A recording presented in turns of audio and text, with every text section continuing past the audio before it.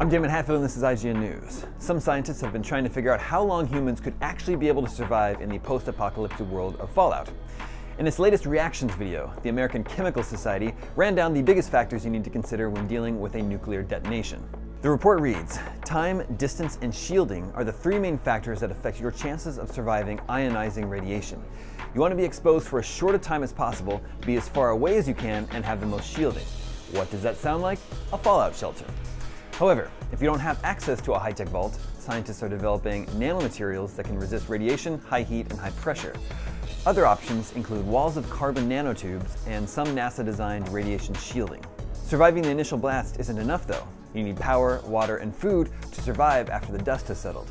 Your main options for power are nuclear and geothermal, since solar power isn't too helpful when you're 200 feet below ground. As for water, you're probably going to have to use graphene oxide to remove radioactive elements.